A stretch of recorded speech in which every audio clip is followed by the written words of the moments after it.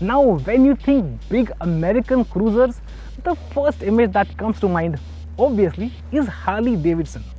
However, there's another bike maker which probably has as much heritage and which has seen a recent revival of sorts, which we think is slightly better at this whole big American cruiser thing. And that company is Indian Motorcycles.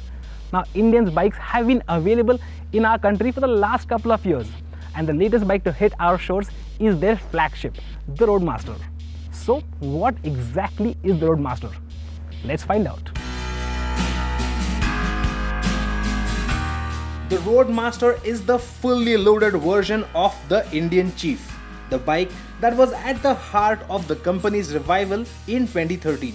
It is completely kitted out to go touring with wind protection, comfortable ergonomics and seats, and of course, panniers. Lots of panniers.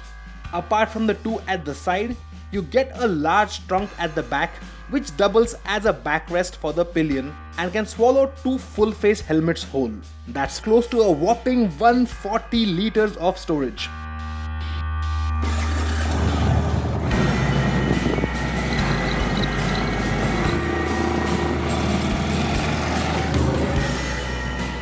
Underneath all this pizzazz is the same cast aluminium frame that you find on the Indian Chief, but there are a few critical differences. The rear monoshock is now pneumatically adjustable to handle the extra weight of the panniers.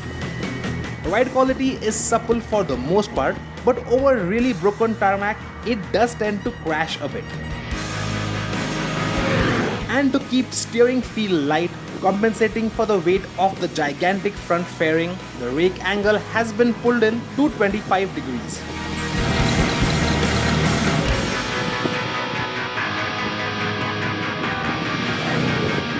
Now, what that translates to is a bike that handles really well. Of course, it's no sport bike, but it's extremely stable at speed. It gives you a fair amount of confidence in the corners, and even maneuvering through slow speed traffic is no big deal at all. Of course, it is a very heavy bike at well over 400 kilos. However, the moment you pick the bike up on two wheels, that weight just disappears. And that is a trick that Indian pulls off better than any other bike in this segment.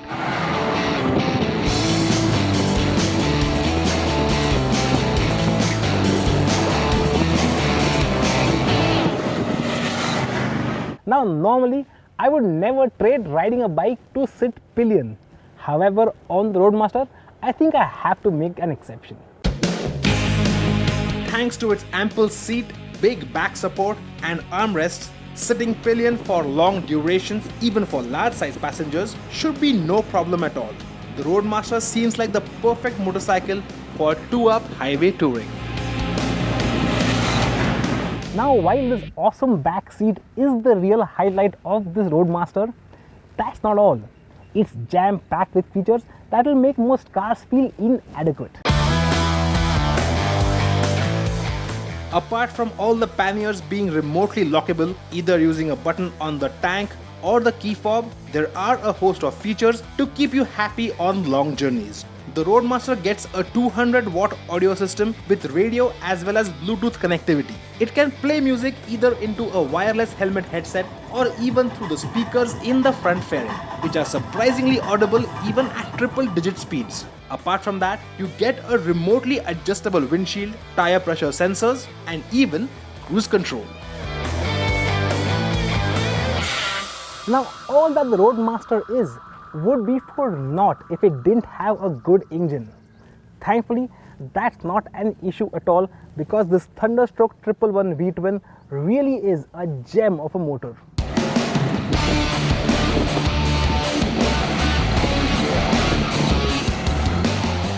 The air-cooled 1811cc V-twin motor makes 138.9 Newton meters of torque that's spread very evenly throughout the rev range. And even though it's running push-rod operated valves, the use of a smart triple cam system and electronic fuel injection keeps the motor smooth and responsive. It sports a 6-speed gearbox which, although a bit hard to operate, never misshifts and provides positive feedback. Now thanks to that wide torque spread, the bike has plenty of pull no matter what gear you're in, whether you're on the highway or in the city. And the motor is exceptionally refined as well. By our accounts, it's probably the smoothest high capacity V12 motor that we've ever tested. The motor doesn't deliver neck-snapping acceleration or really high top speeds, but it can sit at 120 to 140 km per hour all day long without breaking a sweat, with plenty of torque on tap for quick overtakes.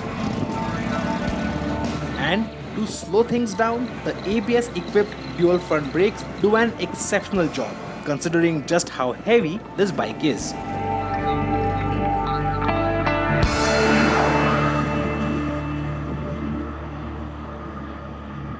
So how do you sum up a bike like this? Yes, it has its flaws.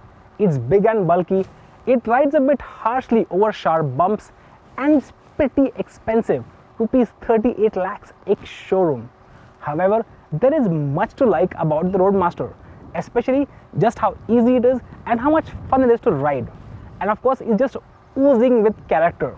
It really epitomizes the American highway tourer. It's too bad that we don't have too many American style highways in our country.